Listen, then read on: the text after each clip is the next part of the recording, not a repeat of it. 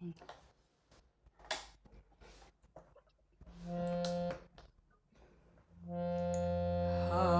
レ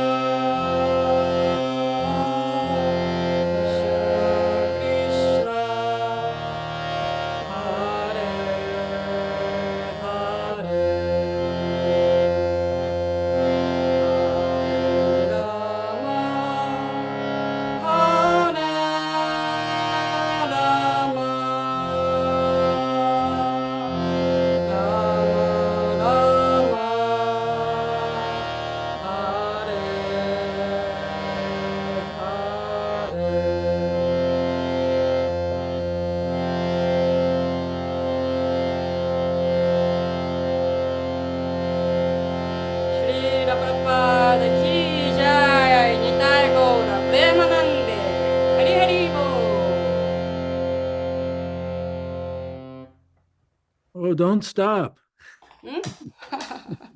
ハレクリシナ。Let's just skip the class and have a kirtan. Let's just skip the class and have a kirtan. ずっとやりますか？絶対が素晴らしかったからね。クラスをやらないで聞いただけやりましょう。やろうなんちゃって。Oh, that was so nice, Kairava. And you're so good on the harmonium. Yeah, I'm doing practice harmonium every day at the moment. Very focused. You can tell, yeah. Yeah. You know, I remember the first time I heard that melody. We were in Jagannath Puri. 最初にね、今のメロディー、ジャガナットプリにいた時です。We were there with Madhu, maybe, no, 11, 10 years ago, 12 years ago. 10年、12年ぐらい前にマドさんと一緒にいましたね。And a few small group of Japanese devotees.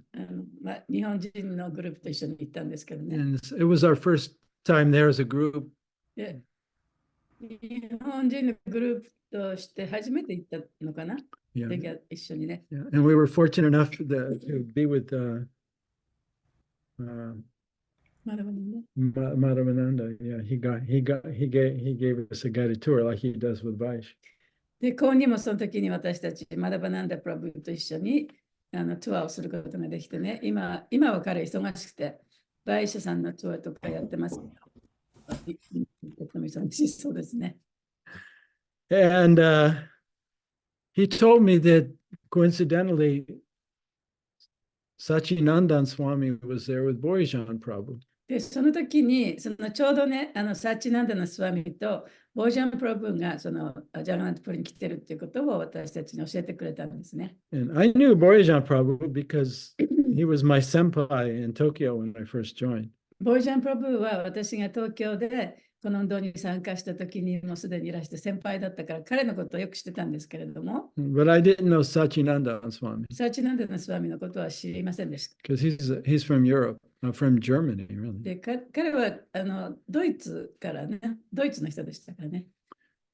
So Madhavananda told me that generally they don't do any programs when they go on retreat together. They just hear and chant together for 1 month. で、彼らがそのリトリートに行くときには、クラスもやらないで、チャンティングしたり、一緒に読んだりするだけのためのリトリートに行くそうです。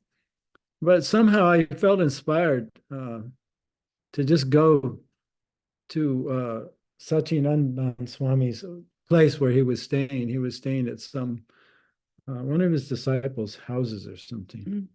でちょうどその時に私もちょっと勇気を振り絞ってね、そのサチナンダのスワミとボリジャンプロブがいるお家に行ったんですね。Yes.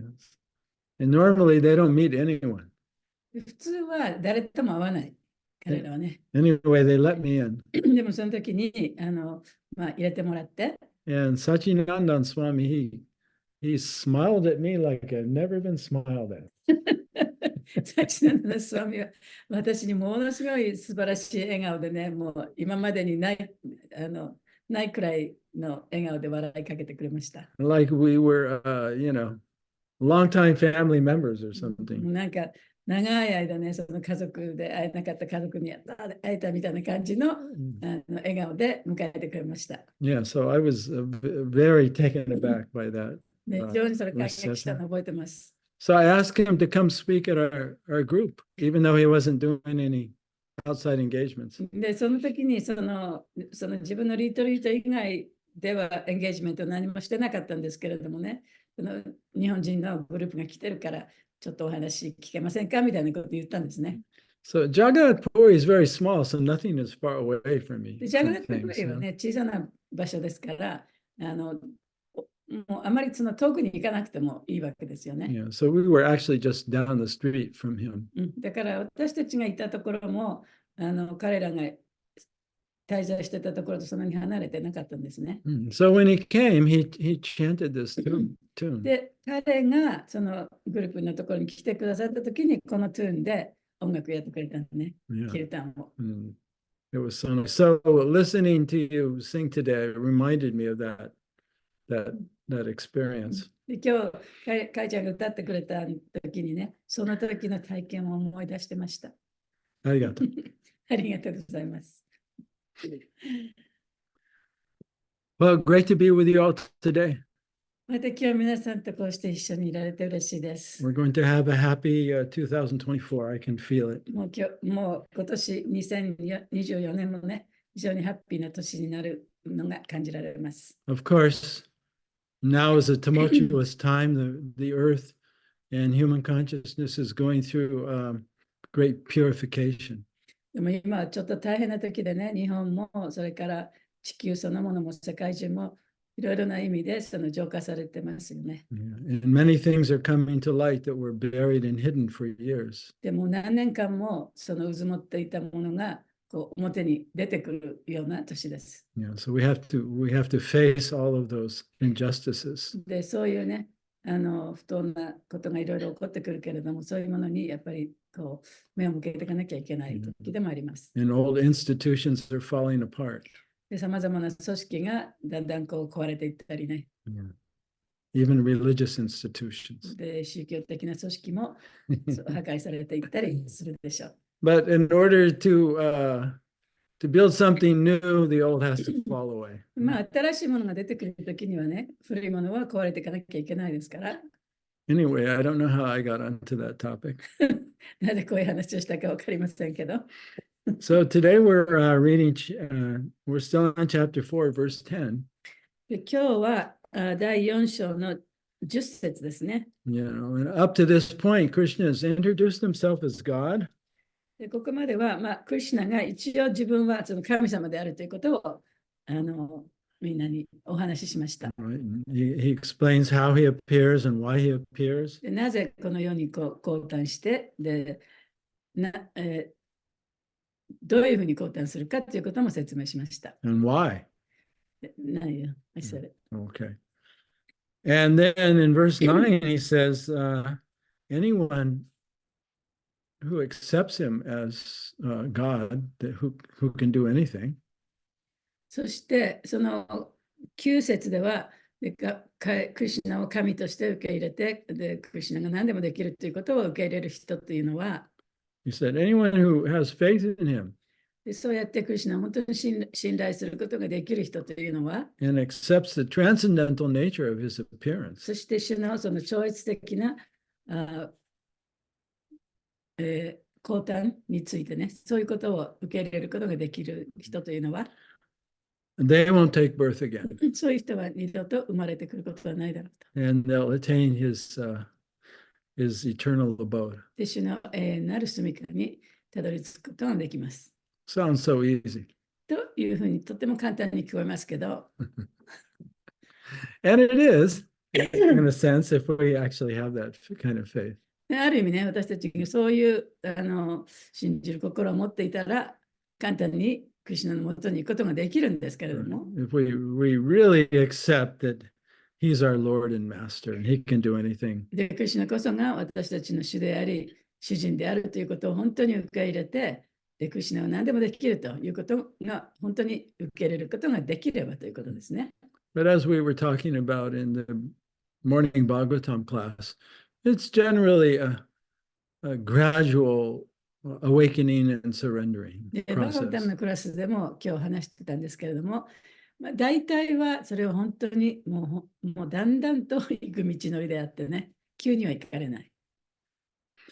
And we'll see that in verse 10, actually. We'll see that it is it's a process. そしてそれが過程であるということが、その第10節の中でね、今日勉強するところで説明されています。So let's have a look at verse 10.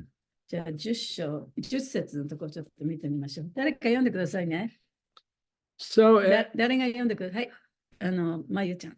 So we'll read the まゆちゃんなんて言っちゃいけない。ごめんなさい。Mangala-san, right? No, there's already a Mangala-san. Mangala-san. MC. MC. So We'll chant the Sanskrit together, do the word for word translation, and quite a long purport. では、サンスクリット語を一緒に唱えて、言葉の訳から翻訳に行って、そしてちょっと長い解説に入りますね。Om Namo Bhagavate Vasudevaya. Om Namo Bhagavate Vasudevaya. Om Namo Bhagavate Vasudevaya. Om Namo Bhagavate Vasudevaya. Om Namo Bhagavate Vasudevaya. Om Namo Bhagavate Vasudevaya. Vita Raga Bhaya Krodha. Vita Ragavaya Krodha. Manmaya Mam Upasrita. Mammaya Mam Upashurita. Bhava Jnana Tapasa. Bhavo Jnana Tapasya. Uttamad Bhavam Agataha. Buddha Madhvavam Agataha. どうぞ。どうぞ。Vita Ragavaya Krodha. Ragavaya Krodha. Mammaya Mam Upashurita. Mamaya Bhavo Jnana Tapasa. Bhavo Jnana Buddha Madhvavam Agataha. Buddha Mappa Vita Ragavaya Krodha. Vita Ragavaya Krodha. Maya Mam Pashrita. Mammaya Mam Upashurita. Bhavo Jnana Tapasa. Bhavo Jnana Tapasa. Buddha Mappa Magataha. Buddha Madhvavam Agataha.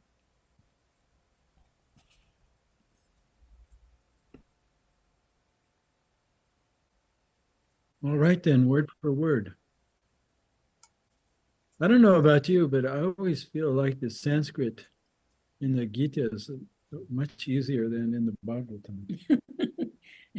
皆さんどうか分かりませんけど、サンスクリット語、バガバッドギーターの中のサンスクリット語の方がずっとバガバッドより優しい感じがします。簡単な感じがします。All right, word for word, Vita, ビータ、何々から自由な。Raga, ラーガ、執着。Bhaya, バーヤ、恐れ。Krodha, クローダ、そして怒り。Matmaya, マッマヤ、完全に私のうちに。 Mam, マン、私において。 Upashrita, ウパシュリタ、完全に位置して。 Bhava, バハバ、多くの。 Jnana, ギャーナ、知識の。 Tapasa, タパサー、苦行によって。 Bhuta, プータ、浄化されて。 Matbhavam, マッバーワン、私への超越的な愛。 Agata. アガタ、達成した。 Translation and purport by His Divine Grace, A.C. Bhaktivedanta Swami Srila Prabhupada. Being freed from attachment, fear, and anger, being fully absorbed in me, and taking refuge in me, many, many persons in the past became purified by knowledge of me, and thus they all attained transcendental love for me. 執着と恐怖と怒りから解放され、完全に私に没頭し、保護を求めた者がどれほど多くいたことか。彼らは私を知ることで浄化され、私への超越的愛を手に入れたのだ。So here we see the process of going back to Godhead. で、ここでその神のもとに帰っていく過程というのが説明されています。and the process of actually understanding Krishna or attaining knowledge of him. で、クリシュナに達する、あるいはクリシュナの知識を手に入れる、獲得できる、その方法というのが説明してあります。Okay, purport. 解説です。As described above, it is very difficult for a person who is too materially affected to understand the personal nature of the Supreme Absolute Truth. 解説。これまでにも述べたように、俗的なことにあまりにも影響されている人にとって、思考絶対真理の特質を理解することは非常に難しい。Generally, people who are attached to the bodily conception of life are so absorbed in materialism that it is almost impossible for them to understand how the Supreme can be a person. 一般的に肉体概念の生き方に執着している人は、物質的なことにのめり込んでいるので、思考主が意志を持った存在であることを理解するのは不可能に近い。Such materialists cannot even imagine that there is a transcendental body which is imperishable, full of knowledge, and eternally blissful. そういう物質主義者たちには、知識と永遠なる喜びにあふれた不滅の超越的な体が存在するなど想像すらできない。In the materialistic concept, the body is perishable, full of ignorance, and completely miserable. 物質的な概念では、肉体は衰えるものであり、無知に覆われている。全く哀れなものである。Therefore, people in general keep this same bodily idea in mind when they are informed of the personal form of the Lord. 一般の人々は思考主のお姿について教えられたとき、この体と同じ肉体概念を心の中に思い描いてしまう。For such materialistic men, the form of the gigantic material manifestation is supreme. そのような物質的な人は、物理的に大きな存在が至高なものだと考える。Consequently, they consider the supreme to be impersonal. よって、そのような人々は思考主には個別の姿や人格がないと考える。And because they are too materially absorbed, the conception of retaining the personality after liberation from matter frightens them. そして、あまりにも物質的な思想に凝り固まっているため、肉体から解放されても個別性はなくならないという概念に恐怖を覚える。When they are informed that spiritual life is also individual and personal, they become afraid of becoming persons again, and so they naturally prefer the kind of merging into the impersonal void. 精神的な生命は個別であると知らされると、彼らは再び意志を持って生きることを恐れ、人格のない無に溶け込む方がましだと思ってしまう。Generally, they compare the living entities to the bubbles of the ocean, which merge into the ocean. 生命体のことを海に湧いたり溶け込んだりする泡に例え、個別性なく存在することこそ精神的に最も高い完成であると考えるのだ。That is the highest perfection of spiritual existence attainable without individual personality. これは精神的存在という完全な知識を持っていない、ある意味恐ろしい段階なのだ。This is a kind of fearful stage of life, devoid of perfect knowledge of spiritual existence. さらにまた、精神的存在というものを全く理解できない人も大勢いる。Furthermore, there are many persons who cannot understand spiritual existence at all. 多種多様、あれどこですか？多種多様な学説や正反対の哲学的思想などに当惑した人々はうんざりし、違うね。ちょっと抜けてるのかもね。ないですね。Yeah, so what Prabhupada is describing, just let me summarize. で、ここでプラバパートがおっしゃってることをちょっと要約しますね。He's saying that he's describing a certain type of fear. で、ここでそのある種の恐れというものを説明しています。Because Krishna is saying one has to become free of fear. で、クリシュナはね、その恐れから解放されなければいけないというふうに言ってますけれども、Being free of attachment, fear, and anger. その執着と恐怖と怒りから解放されなきゃいけないと。And so, right in this purport, Prabhupada is describing a particular type of fear. で、この解説の中でプラバパートはある特定の種類の恐れというものを説明しています。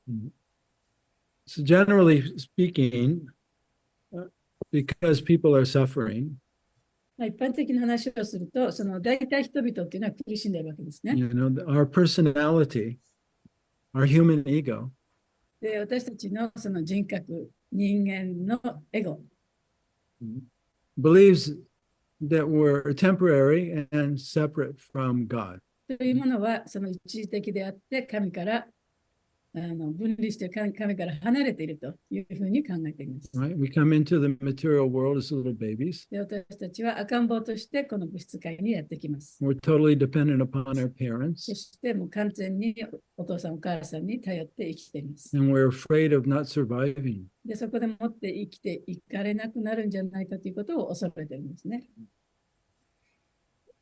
So that's how our personality is formed. で、そうやって自分の人格が形成されていくんですね。And we're afraid we're not good enough.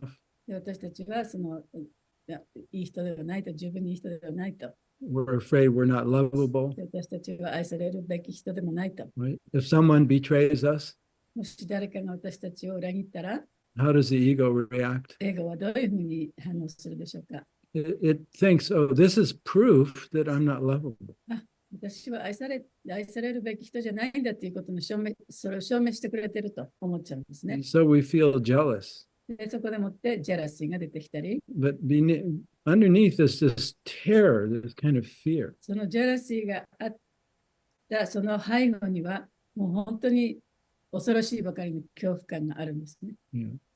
So these feelings and limited beliefs about ourself are very strong. で、そういう自分自身に対するその制限された自分がどういう人かということをね、信じることっていうのは、These feelings are very strong.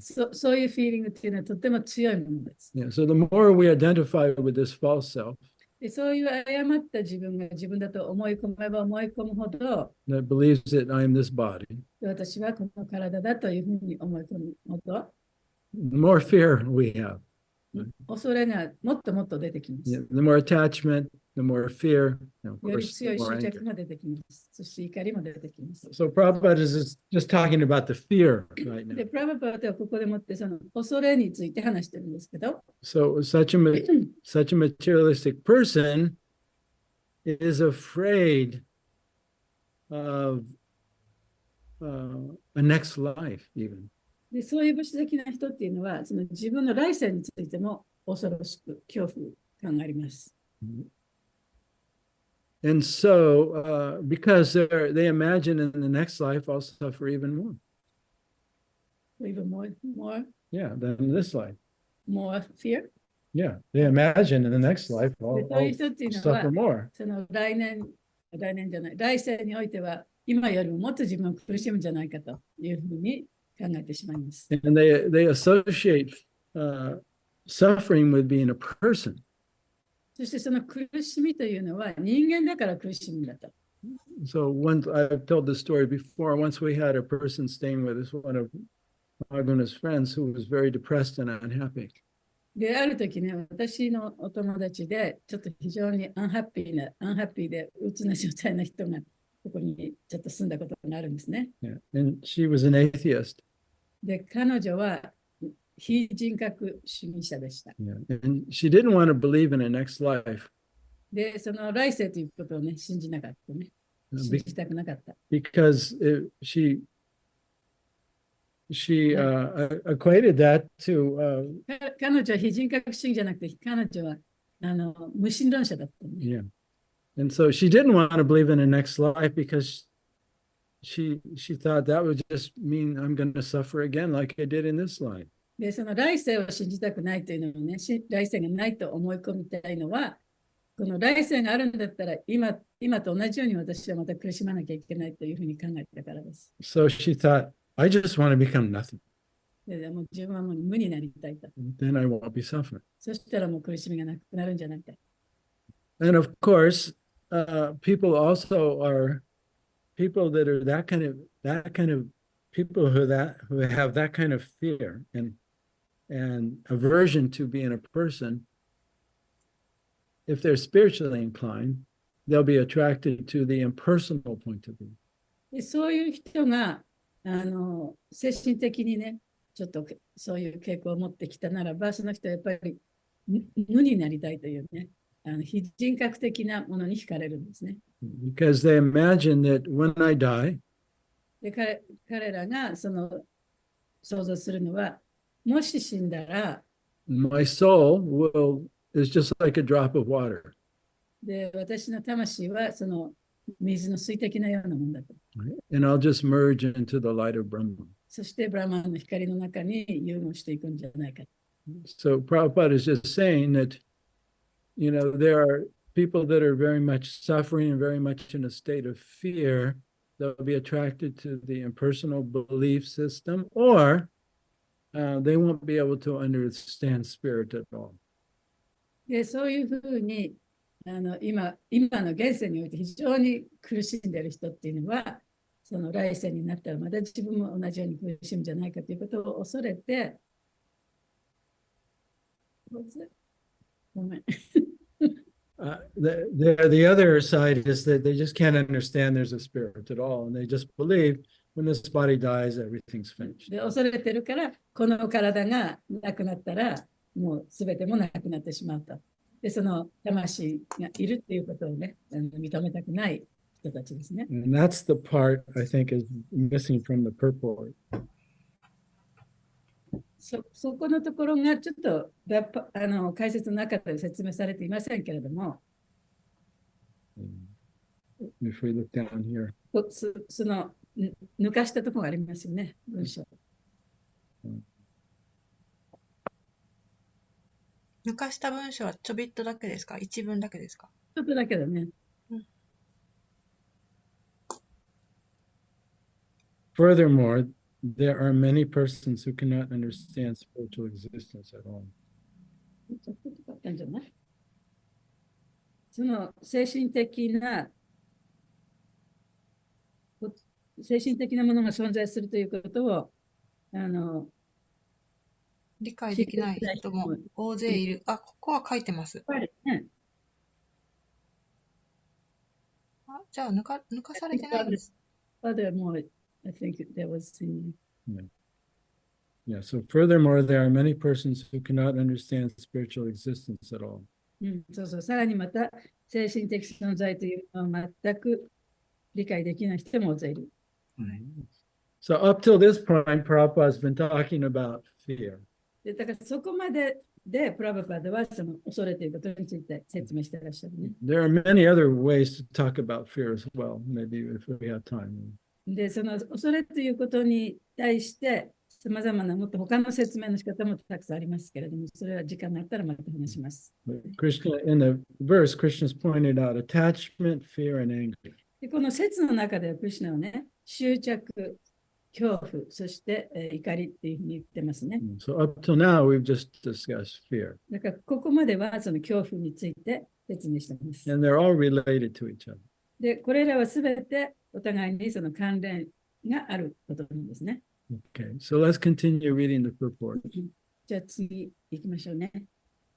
Being embarrassed by so many theories and contradictions of various types of philosophical speculation, they become disgusted or angry and foolishly conclude that there is no supreme cause and that everything is ultimately void.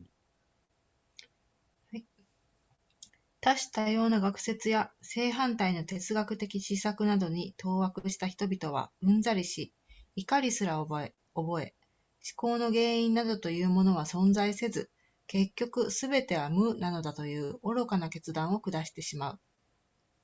So let me comment again. ね、注釈してます。Right? There's so much information on the internet. Right? で、インターネットにはね、たくさんのインフォメーションが、情報があります。And it's easy to become frustrated and confused.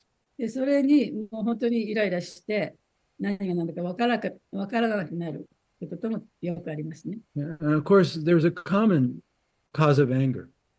で、そこにはその共通の怒りっていうのがあるんですね。Because when we look at all the suffering in the world, で、世界中のさまざまなその苦しみを見たときに、people always ask the same question. 人々は同じ質問をします。If there is a God, 神がいるんだったら、an actual controller, あるいは本当のそのコントローラーがあるんだったら、支配者がいるんだったら、then how can all this suffering be? Why is all this suffering なん occurring? でこんな苦しみをね、人々に与えるんだろうか。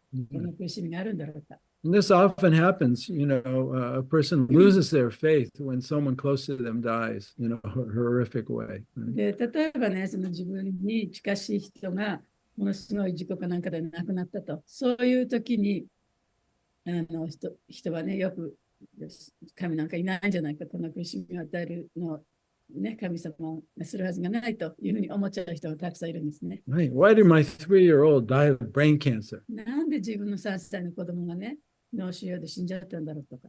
And they become angry.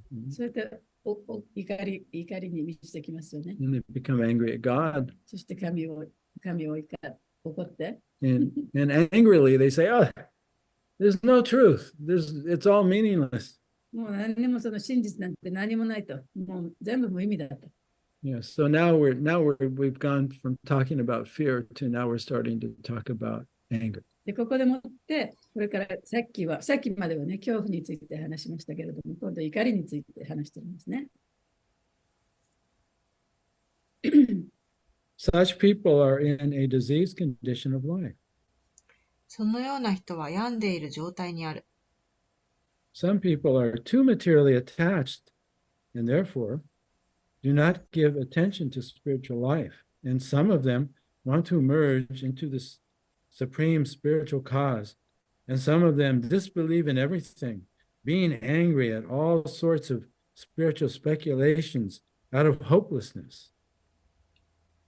俗的なものに執着するあまり、精神生活に見向きもしない者もいれば、思考の精神的原因に溶け込みたいと望む者もあり、希望の持てない精神的施策の数々に腹を立てて何もかも信じられなくなっている者もいる。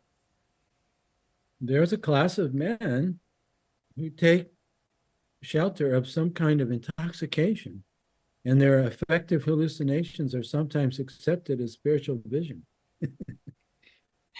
この最後の部類に属する者たちは、陶酔物に保護を求め、感情的な幻想を精神的映像だと受け入れてしまったりする。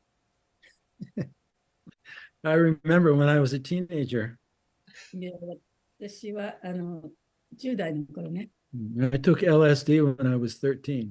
13歳の時に LSD を取りました。And it's the first time I ever left my body. でその時に初めて幽体離脱を体験したんですね。And there were many famous professors like Timothy Leary at different colleges.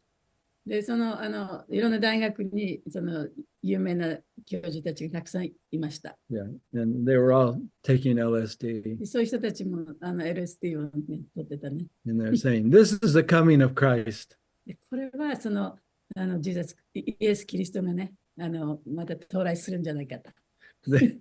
Yeah, this drug is going to enlighten all of humanity. でこの薬こそがもう本当に人類をね、悟らせるものだと。So I tried that for a few years. そういうふうに言われて、何年かその LSD をやってました。And I would go up very high. で LSD を取ると非常に自分がハイになるんですね。But I'd always come back down. でも、いつかまた戻ってこなきゃいけない。Right down into all of my unhappiness. そして自分のそのアンハッピーのフィーリングにまた帰ってこなきゃいけないね。Yeah. And so that happened to many people.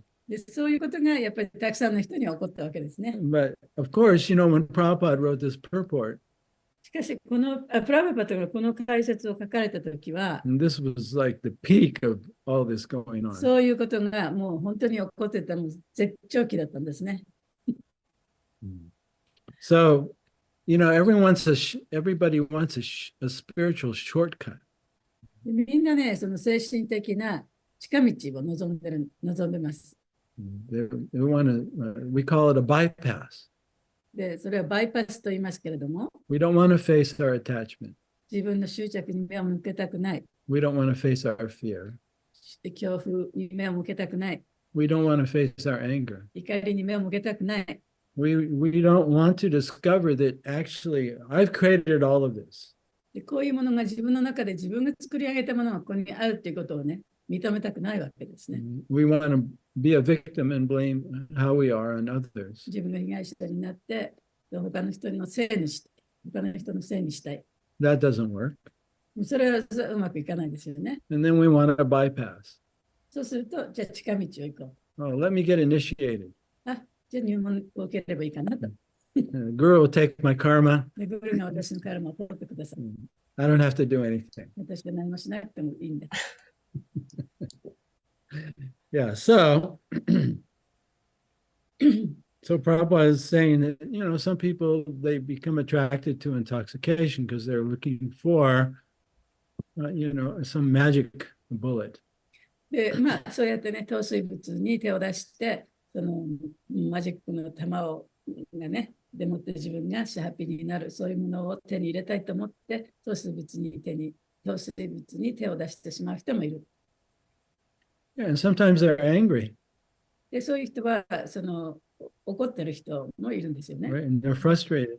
非常にイライラしてる。They want to understand the truth, but they just can't figure it out. 真実を知りたいんだけれども、どうやって知っていいのかわからない。So, let me try this drug then. そしたら、じゃあこの薬をちょっとやってみようと。I have nothing else to lose. でも、もう失うものは何もないわけだから。That kind of attitude. そういう態度ですね。Okay, let's continue reading. One has to get rid of all three stages of attachment to the material world: negligence of spiritual life, fear of spiritual personal identity, and the concept of void that arises from frustration in life. 人は3段階の物質的意識を避けなくてはならない。3段階の物質的意識とは、物質的な生活に執着すること、自分の本来の姿は精神的なものであることを恐れること、そして人生に挫折するあまり、虚無的概念を持ってしまうことである。To get free from these three stages of material concept of life, one has to take complete shelter of the Lord, guided by the bona fide spiritual master, and follow the disciplines and regulative principles of devotional life. そのためには、神聖な精神指導者の導きを受けながら、思考主に完全なる保護を求め、師弟継承と献身生活の規定原則に従うことである。The last stage of devotional life is called bhava, or transcendental love for God. 献身生活の最終段階をバーバ、すなわち神への超越的な愛と呼ぶ。According to the Bhakti Rasamrita Sindhu 1:4-15-16, the science of devotional service, Adao Shradata Sadhu, Sangota Bhajana Kriya, Tato Narta Niriti Shat, Tato Nishta Ruchistata, Ata Shaktis Tato Bhavas, Tata Prima Vyudanchichati, Sada Kanam Ayam Primna, Pradur Bhavet Krima. So this is describing the progressive ladder of bhakti. で、この説は、そのバクティのどういうふうにバクティをね、登っていかなきゃいけないかっていう、信仰の過程を説明しています。And it's a progressive path of purification. そして浄化の過程でもあります。We become purified from the bodily concept of life, でまずね、肉体的な概念から自由になる。from the our psychological personality. で私たちの心理的な人格から自由になる。Yeah, from our human ego. で人間のエゴから自由になる。Yeah, so this is the source of the fear, the attachment, and the anger. でそういうものこそが私たちの執着や恐怖、そして怒りの原因だからです。Yeah, so becoming purified of that identification, that's called anartha nirviti. そういう同一性から自由になるということは、So we have to go through this initial purification.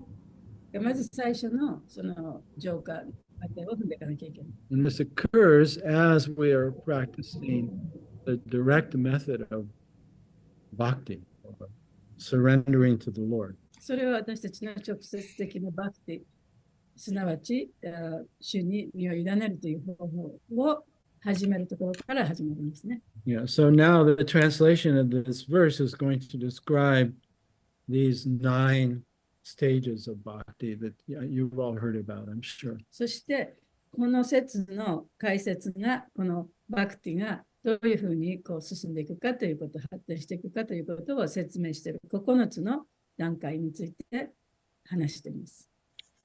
In the beginning, one must have a preliminary desire for self-realization.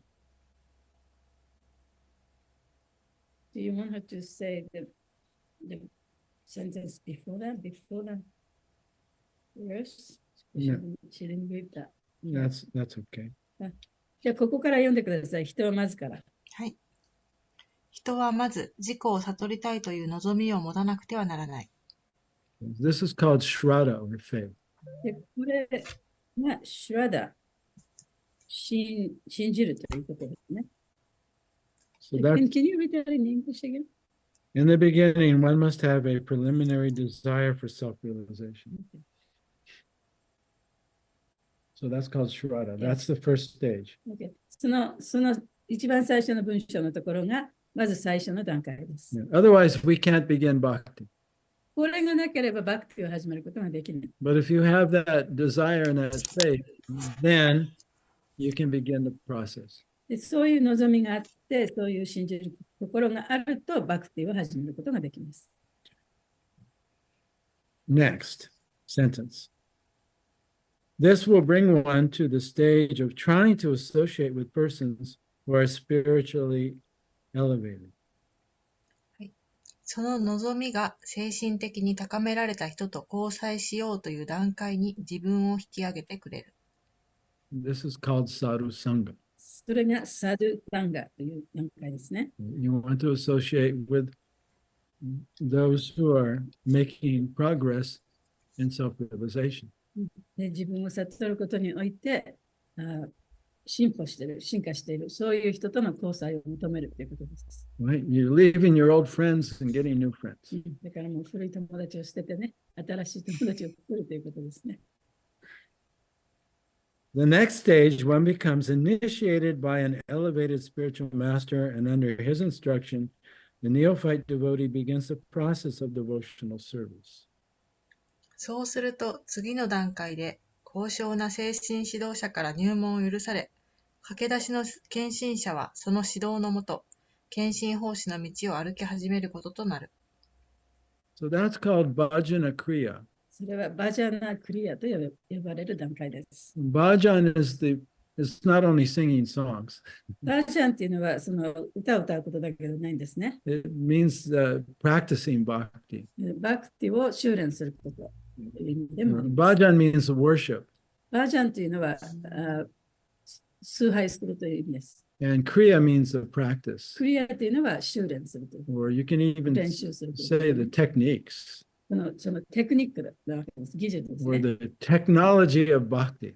バクティのテクノロジー。You know, how do you actually do it? どういうふうにバクティをするかということですね。And so for that, you have to learn from a spiritual teacher. でそれはその精神指導者から学ばなきゃいけない。And hopefully from somebody who's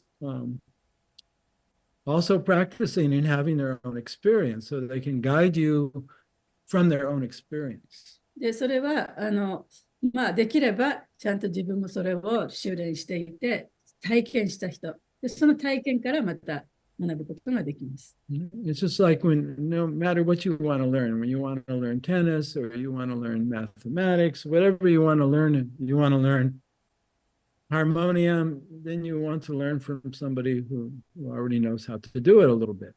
で、例えば、テニスにしても、数学にしても、ハーモニアムにしてもね、そういう人からなんか学びたいと思えば、やっぱりそれをやって、体験してやった人から学ばなきゃいけないですよね。So we have Shraddha, faith, でだから、まず最初にシュラダ、その信じる心がある。Sadhusanga, association, サドさんがそれは交際するということです。and Bhajana Kriya, バジャナクリア。practicing the technology of bhakti under a professional. バクティのテクノロジーをプロフェッショナルから学ぶということですね。Or we call it initiation. ね、それは入門とも言えますけど。But it's, it's a little bit more complicated than just taking initiation. ただ入門を受けるということよりももっと複雑なことなんですけど。And because, actually initiation is not a big deal. で実際問題として入門そのものはね、大したことではないんですね。I mean, as far as a guru goes, it's not a big deal. グルからしたら大したことではない。Anybody can initiate, 誰だって入門を授けることはできる。even a third class devotee. で3級のディボティだって入門を授けることはできます。But not everybody can give shiksha. でも、シクシャを与えることはとても難しい。So Prabhupada, he says in the Upadeshamrita that technically you can take initiation from a third class devotee. で、プラバパートのウパデシャマイタの中でね、その3級のディボティから入門を受けることもできるというふうに言ってます。But he says you have to be careful でも気をつけなきゃいけない。because they won't be able to guide you sufficiently. というのは、そういう人は十分にその弟子のことをね、導くことができないから。Yeah. So we want somebody who we trust, that we feel like we're actually learning something from them. だからその入門を受ける人もね、気をつけて、やっぱりその指導者からちゃんと自分が何かをちゃんと学んでいるということをね、学ぶこともできるということをちゃんと分からなきゃいけないですね。So we want to feel like, oh, my understanding is increasing and my life is improving. で、私の理解も深まってるし、人生も良くなって、生活も良くなってると。My tennis game is getting better. 私のテニスのゲームもね、価値がたくさん出てくるようになったとかね。So that's all bhajana kriya. それがバジャナクリアです。Okay, continuing to the next rung on the ladder of bhakti. はい、次の段階ですね。By execution of devotional service under the guidance of the spiritual master, one becomes free from all material attachment and attains steadiness and self-realization and acquires a taste for hearing about the absolute personality of Godhead, Sri Krishna. 精神指導者に指導を受けながら献身奉仕を行うことにより、人はあらゆる物質的執着をなくしていき、自己の悟りを強固にする。そして絶対的な思考人格心、シュリー・クリシュナについて聞くことに味わいを覚えるようになる。So this stage covers a lot of ground. この段階はね、非常にいろいろなことを言ってますけれども、This is called Anartha Nirvriti. これはアナルタ・ニルビティという段階です。Anartha means blockages アナルタというのは障害物という意味ですね。or things we're attached to. でまたはその自分が執着しているもの。We're attached to our imaginary personality. 私たちはその自分が想像した人格というものに執着しています。And that imaginary personality has all kinds of attachments. でその想像した自分、想像した人っていうのはいろんな種類の執着を持っています。But the main attachment or the main ignorance is imagining that we exist separate from God. でもそこの中でもその一番最も主要な執着というのは私たちは神から離れて存在しているということです。And imagining I'm the independent doer. そして私は誰にも依存してない独立していろんなことをやってる人だと。That makes us control freaks.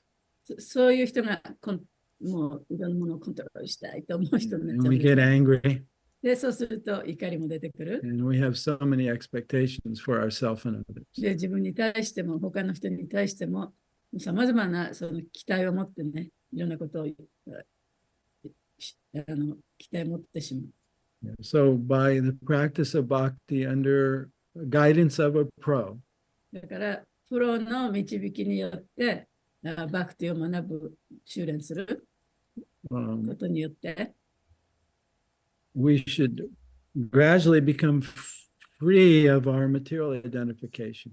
でその物質的な同一視からだんだんと自由になってくる。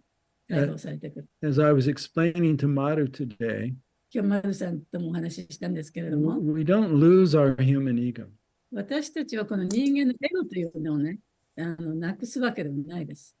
But we don't identify with it anymore either. ただ、それが本当の自分だと思い込まなくなるようになる。Yeah, so it's not running the show. だから、その人がいろんなことをコントロールしているわけではないです。And we begin to perceive that I'm the pure consciousness. I'm the witness of the ego. で、私はその純粋な意識であって、そのエゴをちゃんと見れる人だという、そういうふうに知覚できるようになるんですね。And we feel peaceful. だから、ピースフル。And we feel satisfied. そして満足する。And we feel connected to God. そして神とのつながりを感じることができる。So that's called steadiness. それはそのステリネス、不動なという意味ですね。So that's called nishta.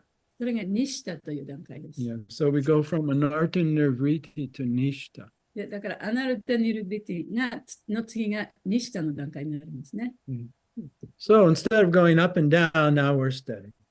だからいろんなことがあったりなかったりする。その状態から今度不動の状態になる。Yeah. We still feel fear. もちろん恐怖も感じます。We still feel attached. 執着もあります。 We still get angry. 怒りもします。But now we can witness it.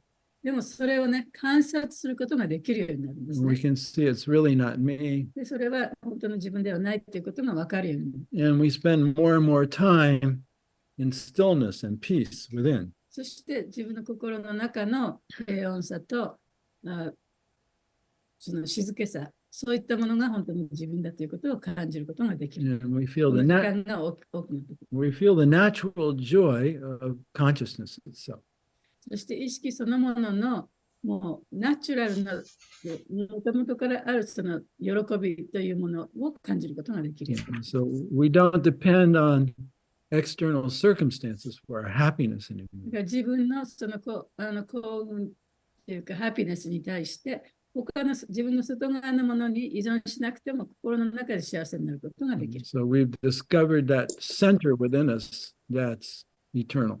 で、その永遠である自分の中核を見つけることができる。Yeah, so that's, that's going from anartha nirvriti to steadiness, and that may take a long time. だからアナルタニルビティからニシタの段階まで行くにはね、その長い時間かかるかもしれないですね。But it's a very significant change, そ right? れは大きな変化です。 The things that used to think you need to be happy, you don't feel like you really need anymore. で、前はね、自分幸せになりたいと幸せになる必要があるというふうに感じてたけれども、その上の段階になると、もうそれを求めなくてもよくなる。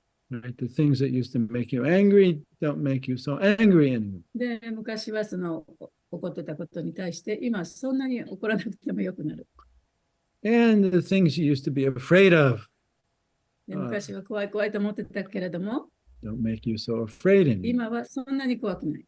So that's how we know, if we're making progress or で not. そういうふうに変わってくることで、自分がそこでもって少し進化してるかなっていうのをね、感じること、向上してるかなっていうのを感じることができるんですね。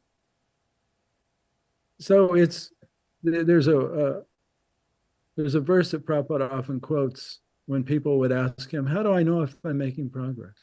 で人々がね、そのプラバパットに聞くことで、自分がそうやって進歩してるかっていうのはどうやってわかるんですかっていう質問があります。So there's a verse in the Bhagavatam バガヴタの中にこういう説があるんですね。that compares advancing in bhakti to eating. バクティの進歩というのを食べることとね、比較してみなさい。Right? When you're hungry, お腹が空いてると、you're suffering, right? 苦しいですよね。And you feel weak, で、ちょっと弱々しく感じる。and you feel dissatisfied. で、満足できてない。That's the normal human condition. それは人間の、状態ですね。But when you begin to eat, でも食べ始めると、you feel like you're getting your strength back. 自分にね、力もみなぎってきたのも感じる。Right? You're enjoying the flavor, で、その食べ物の味も味わって楽しんでる。and you feel full. そしてお腹も満たされる。So you don't feel like you need anything. そうすると、もう他に何も欲しくなくなる。Yeah. So advancement in bhakti is like that. When you come to steadiness, で、バクティのその進歩というのもそういうものなんですね。そのステディネス、不動の状態にまで達すると、now from there we come to the next stage. でそこから次の段階に行くことができます。This taste leads one further forward to attachment for Krishna consciousness, which is matured in bhava, or the preliminary stage of transcendental love of God. この味わいがクリシュナ意識へのさらなる執着へと人を誘い、バーバ、すなわち神への超越的な愛の準備段階へと高めていく。Yeah, so taste is called ruchi. その味わいというのはルチと言われます。So you're tasting the joy of pure spirit. 純粋な魂の喜びを味わってるんですね。And you're feeling your connection with the source of your life. そして自分の命の源とのつながりを感じている。And then you come to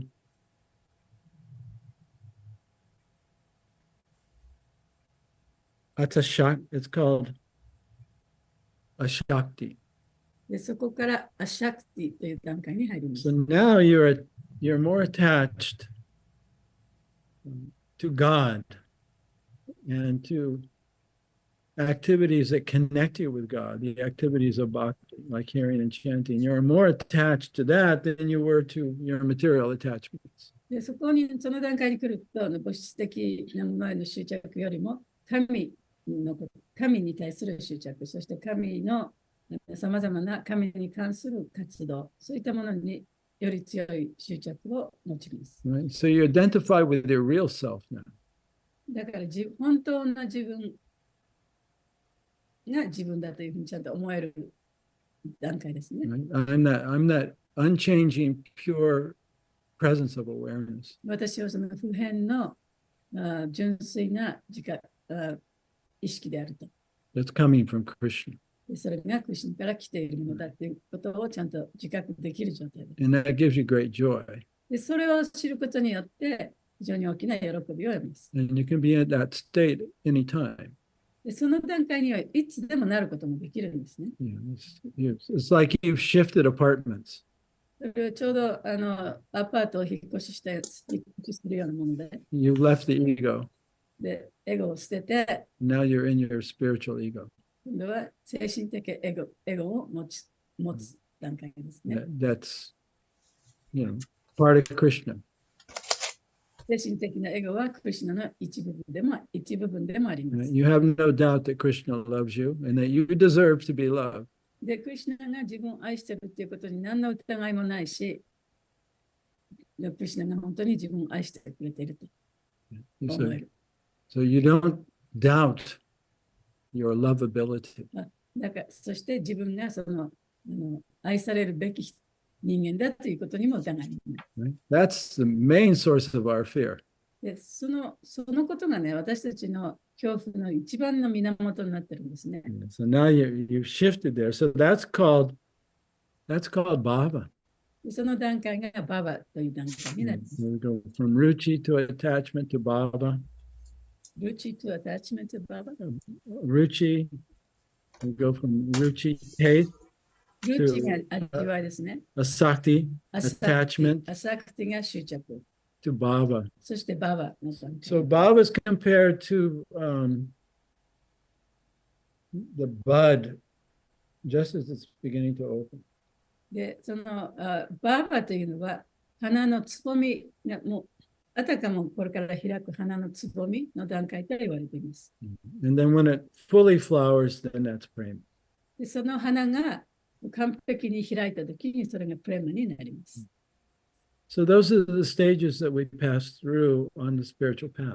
でそれが私たちが踏んでいく精神的な過程っていうか段階なんですね。So we'll continue reading. Real love for God is called prema, the highest perfectional stage of life. 神への真実の愛はプレーマと呼ばれ、人生の最高完成段階である。Yeah, so that part of the purport you see is in quotations, right? でそこまでは鍵括弧で送られてますね。So that was Prabhupada's description of this verse by Rupa Goswami that describes the path of bhakti. でこれがルパゴスワミのバクティのさまざまな段階を経て最後までいくということを説明したプラバパートの言葉です。Yeah, so this is one of the most important verses, in our Vaishnava texts. で私たちのそのバイシャバのテキストの中でも最も重要なテキストの一部ですね。Because it's really the roadmap of bhakti. というのはこれがバクティの道路地図っていうかね、そういうものだったんです。And if you're going on a trip and you're going from A to B to a destination, these are the signs that are pointing you in the right direction. で例えばね、旅に出るときに、A 地点から B 地点まで行くときに、いろいろな地図がありますよね。この説に書かれているのが、この地図の中にある、標識というか、ここからこう行ったらこうですよ、ここ行ったらこうですよというなる、そういうものなんですね。Okay, now let's finish the purport. In the prima stage, there is constant engagement in the transcendental loving service of the Lord. プレーマの段階になると、思考主への超越的愛情奉仕が途絶えることがない。So, by the slow process of devotional service under the guidance of a bona fide spiritual master, one can attain the highest stage, being free from all material attachment, from the fearfulness of one's individual spiritual personality, and from the frustrations that result in void philosophy. Then one can ultimately attain the abode of the Lord. 故に神聖なる精神指導者から教えを受けながら献身奉仕をするという緩やかな過程をたどれば、あらゆる物質的執着がなくなる。そして精神的な個別性に対する恐れを持つことなく、無の哲学に行き着くという間違いを犯さずに、最高の段階に達成することとなる。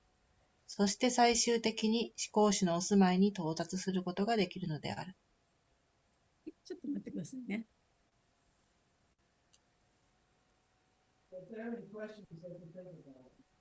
でそこまで何か質問があれば、ちょっと考えておいてください。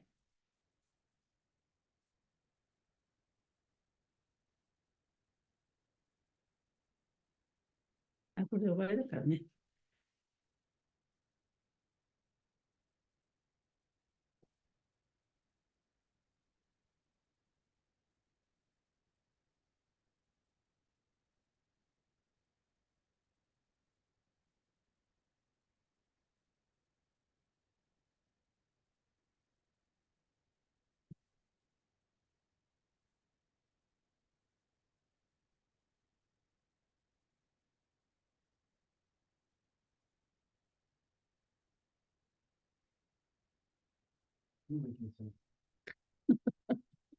What time is it now?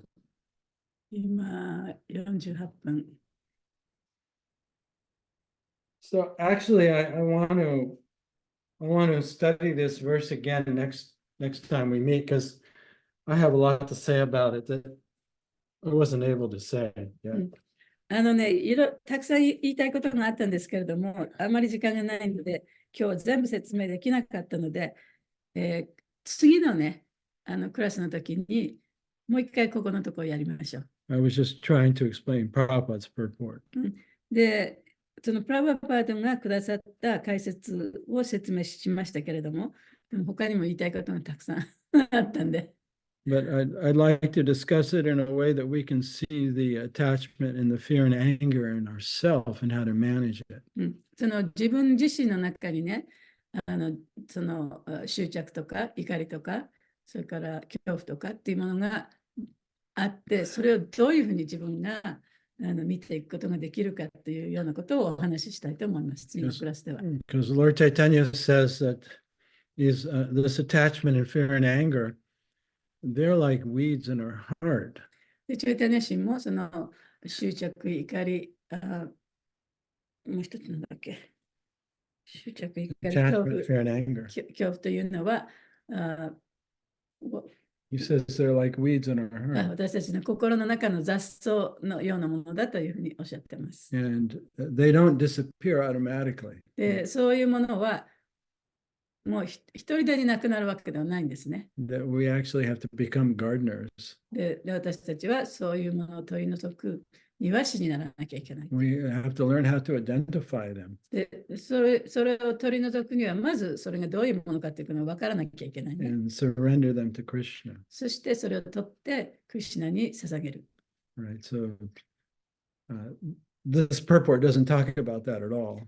で、この解説ではそういうことは話していませんので、So you maybe think, well, if I just chant Hare Krishna, I'll just pass through these stages and I don't have to do anything else. で、この、解説を読んだ方はね、ハレクシナの名前を、そのマントラを唱えれば、自然にそういう過程を踏んでいけるんじゃないかと思われてしまう方もいるかもしれませんね。And then 30 years later, you'll wonder why you're still angry about the same things you were angry about で、そう30いう years 状 ago. 態でチャンティングしても30年経ってね、30年前にも起こってたことも今も自分がその怒りを感じてるっていうふうになるかもしれない。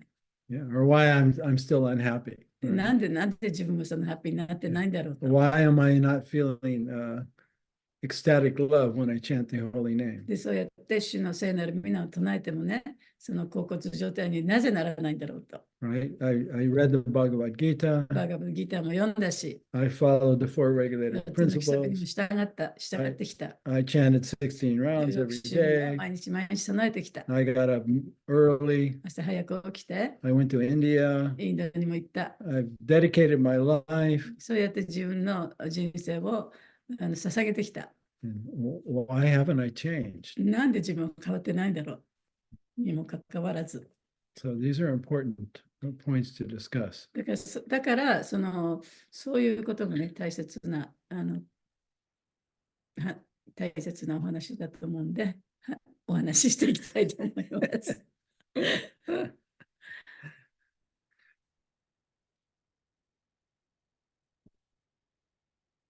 それを次のクラスの時に話しますね。But while reading this, I'm sure it was a lot of information. So you might have questions. So of course, you can bring your questions to next class too. 今日長いね、解説でしたので、わからないかったところなんかもあるかもしれませんし、質問したいところもあるかもしれませんけれども、今から質問してもいいですし、次のクラスでもう少し時間がありますのでね、とってもいいですね。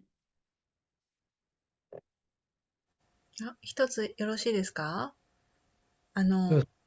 私たちがね、赤ちゃんとしてこの世に生まれてきたらですね、やっぱり、守ってもらわないと死んでしまうから、恐怖を感じる、ほとんどの人はみんな恐怖を感じるということで、それでだから、ほとんどの人はもう、普通にここに生まれてきた時点で、恐怖っていうものから始まるって考えていいんですかね。だからみんな恐怖を持って、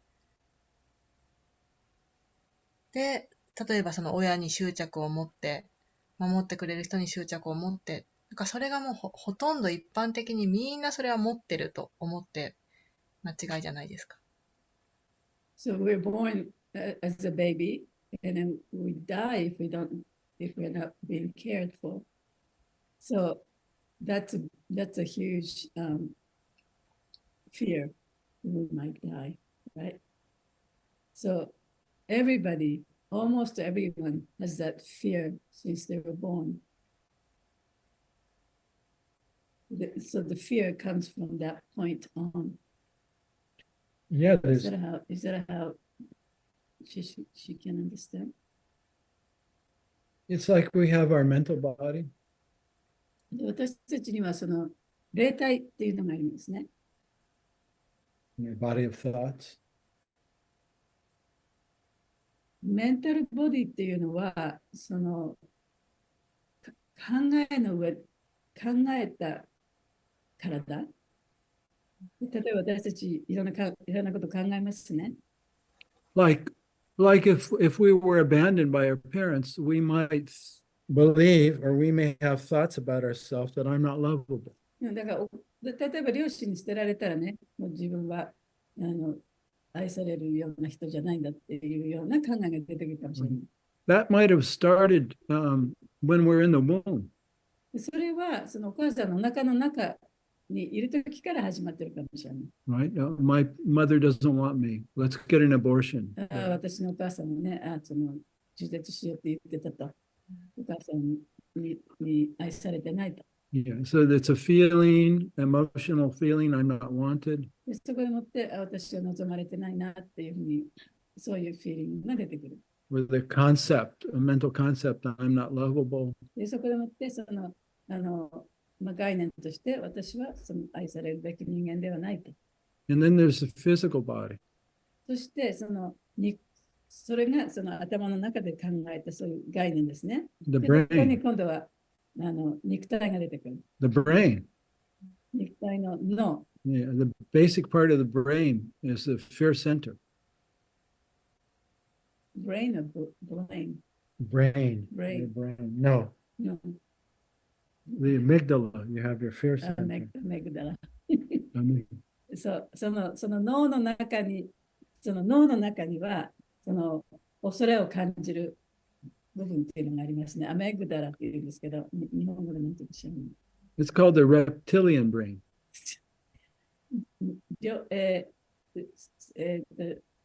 レプタイルっていうのは水上と陸上と一緒に生活できる動物。なんていうのあれ？水陸両用。違う。爬虫類？爬虫類。あ、そうそう。爬虫類の脳みそって言われてるんですね。Okay. So this is all going on while we're still in the womb. そういうことがまだお母さんのお腹の中にいる時から始まった。Mental body is developing, emotional body is developing. だからそういうその感情の体、そして、思考の体、そういったものがお腹の中からもすでに成長している。The physical body is developing. でもちろん肉体もそうですね。We're carrying the DNA from our ancestors. で先祖からの DNA、遺伝子も受け取ってる。And then we're receiving the belief systems of our parents and our society. そして両親や社会のさまざまなその人たちが信じていたこと、そういうものももらってる。This is ultimately what the human ego is. でその人間のエゴっていうのはそういうもので出来上がってるんですね。Yeah, so there's fear. だからそこには恐れもあるし、there's attachment, 執着もあるし、 and then anger. 怒りもある。Yeah. And those are all related to the first three chakras. でそれはすべてその下の方の3つのチャクラに関係しています。Yeah. So we all get that package. でそのパッケージをみんなもらってるんですね。Yeah, yeah, many varieties of the similar package. でいろんなバラエティがあるけれども、同じようなパッケージがみんなそれを受けて決めてるんですね。And then our game or our challenge is to evolve, you know, で私たちがそこか through ら that. しなきゃいけないのは、そういうものもあるにもかかわらず、そこからだんだんこう進化というか向上していかなきゃいけないということですね。So it's not a punishment, believe it or not. でもそれは信じるか信じないか分かりませんけど、それは罰せられてるということではないんですね。For the soul, it's a great challenge 魂にとってはそれは大きなチャレンジです。that we learn about love in a way that we could never learn any other way. で、そこでもって私たちは愛ということをね、他のどこでも学ぶことができない、その愛することということをそこで学ぶことができる。So through this experience, we come to a greater appreciation of God and our godly nature. で、そういうものを経て、で、神、そして神の愛、そして自分自身が神のその愛一部であるという、その自分自身に対して大きく感謝をするということを学ぶこともできる。Yeah. So I like to bring that perspective as opposed to the fear-based one. で、そういう見方をね、やっぱりみんなに知ってもらいたいと思っている。その恐れからいろんなことが起こるんじゃなくて、ね。Most religions, they bring the fear-based story that fits in right with our human ego, actually. そのほとんどの宗教っていうのは、その恐れというものを基本にして、そこからいろんなことを教えてるね。でそうする、それは人間のエゴがそこにぴったりはまるからね、教えやすいんですよ、そういう教え方をね。Which just compounds our guilt and our anger, で really, and そうい fear. う教えというのは、私たちがその罪深い感情を持っていたり、そういったものをさらに大きくしていく教えでしかない。And then we're doing our bhakti practices out of fear. そうすると私たちはそのバクティの修練もその恐れから、恐怖からすることになります。So that's very much my thing is to protest that. 私はそれにちょっと反論を唱えたい。My mission. それが私のミッションです。すごく面白いです。ありがとうございます。次回楽しみにしています。すみません。時間がないので1個だけいいですか？ありがとうございました。改めてこの流れを見て、自分はまだまだすごい遠いなって思いました。でも、頑張りたいと思います。で、バジャナクリアなんですけども、崇拝の修練っていう意味ですよって話があって、私、これ昔、マルさんからかな、勉強したときに、絶対入門しなきゃいけないのって実はすごく思ってたことがあって、これがなくても次のステップに進めるっていうことはあるんじゃないかなと思ってたんですけども、そこはいかがでしょうか。So when she took a class from Madhu, she was wondering, well, do we really have to get initiated, you know? So there are certain steps on the dying process. Can you sometimes skip one and then go? Yeah, as I tried to make the point that it's not the initiation, it's the actual instruction you get. まあ、最初でもさっき言ったのは、その入門がものすごく大事だということではなくて、本当はその教えをちゃんと教えてくれる、その過程が大切だっていうことを言いましたよね。Yeah, that we need the guidance of a pro. で、私たちにはやっぱりプロのね、導きが必要だと。Yeah. But the way it's presented in ISKCON is initiation is presented in a way that's like it's very fear-based and a little exaggerated, in my opinion. で、私の意見によると、そのイスコの中での入門という部分が非常にね、過大評価されているんじゃないかと思うと。で、You know, the emphasis is そういう put ところ on が非常にその恐れをもとにしたものになっているような気がする。 right. If you don't get initiated, there's no hope for you. で、イニシアチョンを受けなければね、入門を受けなければね、もう希望も何もないよと。Right? You have to join our religion その私たちの宗教にね、ちゃんと入らなきゃいけないよみたいなこと言 and われて、 become a member. で、宗教に入ってメンバーにならなきゃいけない。 And you belong to us. で、私たちと一緒にね、その一つの宗教の中に属さなきゃいけないみたいなことを言われるかもしれないで And すね。 now we control you. で、そうやって、じゃあ私たちはあなたたちをそうやってコントロールしていくんですよと。 And if you're not initiated, you can't become part of us. だから入門を受けなければね、私たちのメンバーにはなれませんよみたいなこと。 And if you deviate from that, で、そこから外れたら、 then you can't associate with us. もうそういう入門を受けない受けないって言った人と交際しませんみたいなことを Yeah. 言わ So, れたり you know, many religions are like that, you know, Okay. fear-based. そういうね、他の宗教でもそういう恐れを基盤にした教えっていうのはたくさんありますよね。 In this way, they get everyone to follow, right? で、そうすることによってみんなが同じようなふうに同じようなことをに従っていかなきゃいけない。 Yeah. So the emphasis is on belief and on following. だからその強調したいのが信心と、それからその信心の教えに従っていくっていうようなことですよね。 And then there's the fear of not doing that. そしてだからそれをしなかったらどうにかなっちゃうというその恐れ。 And that keeps everyone in line. それがあるからこそみんな従っていってしまう。 So that's the way religions are. You know, で、まあ大体宗教っていうのはそういうふうに成り立ってますね。 power and followers and control. で、力とそれに従うものとそれをコントロールするもの。 So that's really not Bhajanakriya. それはバジャナクリアとは言えない。 But it can be presented in that way.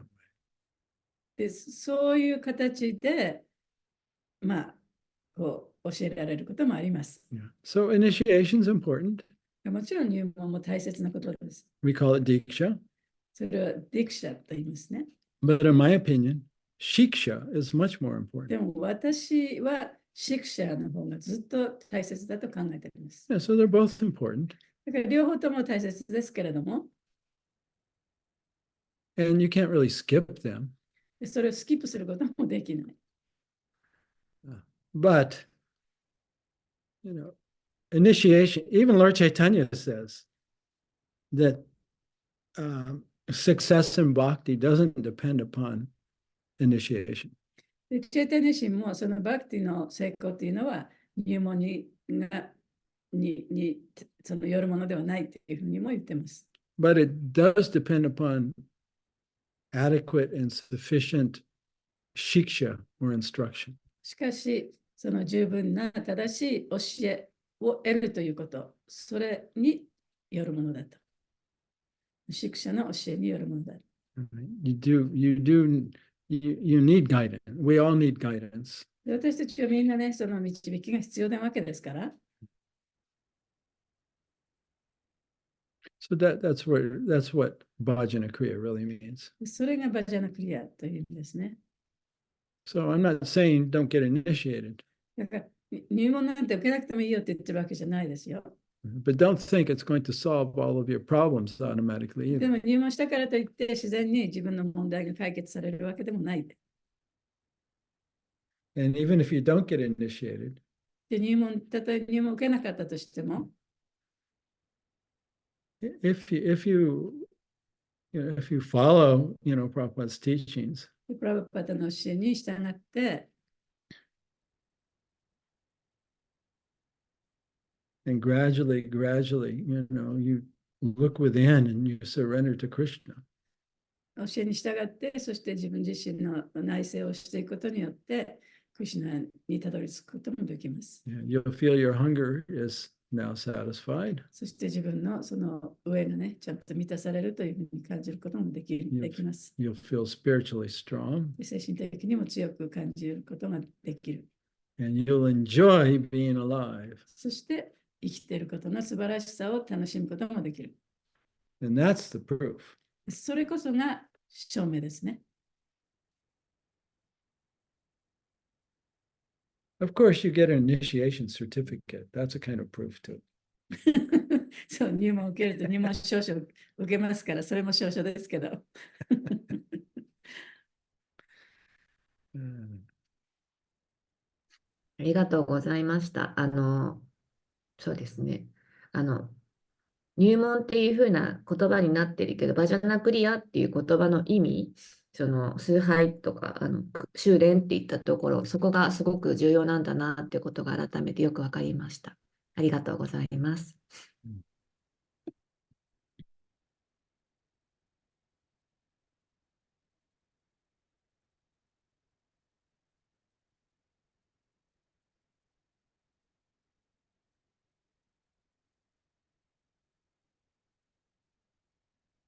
うん。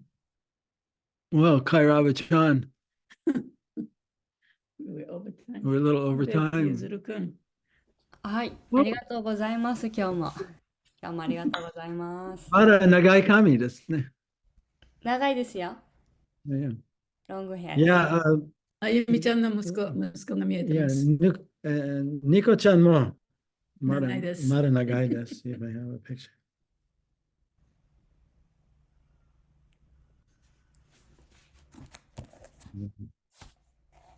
Yeah. So when should we get together again? 次はいつにしましょうか？次回、次回から月1回開催でもいいですか？皆さんが良ければ。ゆっくりのペースでやりたいなと思うんですが。She wants to do once a month. Instead of twice a month? Mhm. Yeah, it's all right by me. Whatever you want, whatever they want to do. 皆さんが良ければどうでもいいです。どっちでもいいですよ。ちょっと寂しいです、私は。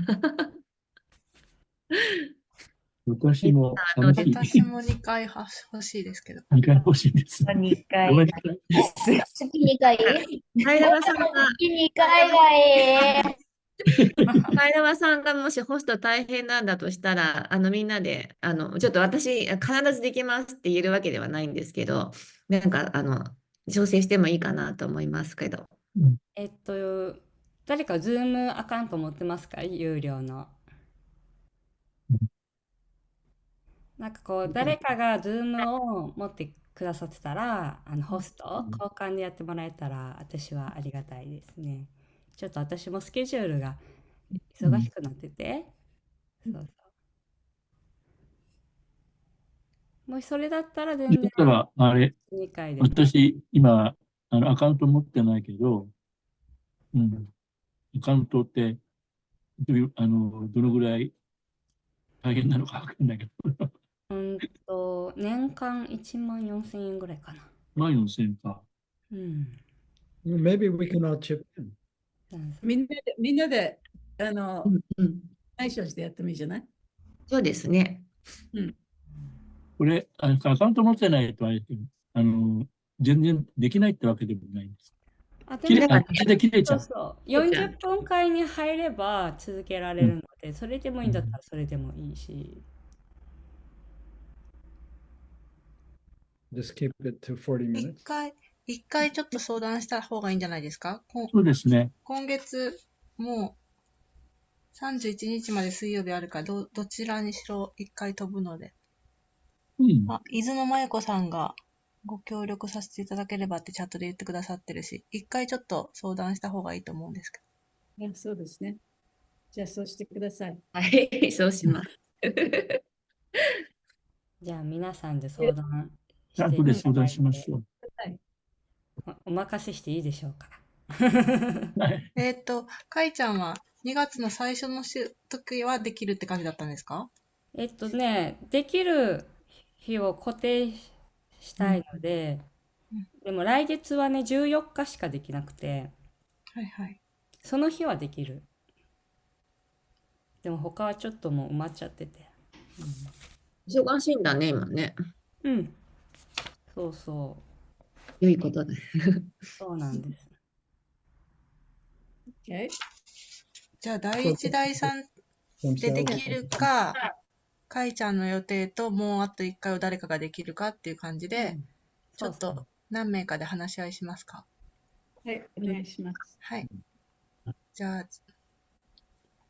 じゃあそれ、マンガラチャーランにお願いしていい？このリーダーシップ取ってもらって。話し合いをして、取りまとめ。取りまとめしましょうか。ちょっとじゃあ、はい。わかりました。お願いします。このちょっとたくさん人がいるグループラインに流していいんでしょうか。相談するチャット。このカティアニさんとマンガラチャーランと徳田さんで、で。2人でやりとりしてさ、ちょっとあゆみちゃんとかも入れてもいいよね。私もやりますので。みんなじゃあで。ちょっとこの他にも辺で入りたい相談しましょ人いたら、とにかく入りたい人いますかって聞いてみ、まだいいか。う。じゃあ、伊豆のまやこさん、私 LINE、多分 LINE やってたかな。ちょっとじゃあ、後で連絡、みんなでやってから連絡取るという形で。はい。でとりあえず今、このメンバーで、今名前が出た人は、ありがとうございます。つながってる。じゃあ、後で私、ちょっと連絡入れます。ここにいらっしゃる方。はい。はい。よろしくお願いします。お願いします。お願いします。はい。じゃあもし誰かができるんだったら次31にやるとかそういう感じかな。1日2月の第1週2月の第1週ね。どうしましょう。一回それも相談します。じゃあまた決まったら。先生たちはでも31日とかだったら大丈夫ですか大丈夫ですよ。30日になると思います、アメリカは。So, OK ですよ。okay です。早く今のところ続き聞きたいなと思って。本当ですね。So should I mark it? じゃあ Or are they gonna 30日に discuss? 一応入れときますか。はい、 31で一回、そうしましょうか。そうしておきましょうか。はい、31っていうことはこっち30日ね。いや、OK。Okay, so we're gonna read this more and discuss. じゃあ、今日読んだところもう一回ね、勉強しても少し深く勉強します。Yeah. So you can also reread it and just it's a long detailed purport. So any other questions you have, you know. ちょっと解説も長いし、いろんな細かいことたくさん書いてあるんでね、もう一回自分で勉強してみてもいいですね。で、質問とか感想とかも言ってくださればそれでもいいです。And it also has a roadmap of Bhakti, so you might have more questions about that as well. バクティのね、マップのやつもあるから、それに関しての質問もあるかもしれませんから。Okay.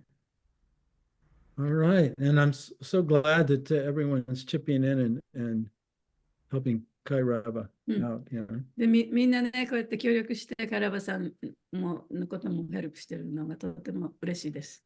ありがとうございます。めっちゃいつもありがとうございます。ありがとうございます。ありがとうございます。じゃあまた2週間後に。はい、よろしくお願いします。ありがとうございます。じゃあ、サッチョデバプラブキーじゃあ。はい、ありがとうございました。おは皆さん、通訳いつもありがとうございます。キーありがとうございます。シュリーモのバガバッドのね。お醤油。お醤油キーじゃい。いいね。ありがとうございます。ありがとうございました。お昼ぐらいまでに LINE します。ありがとう。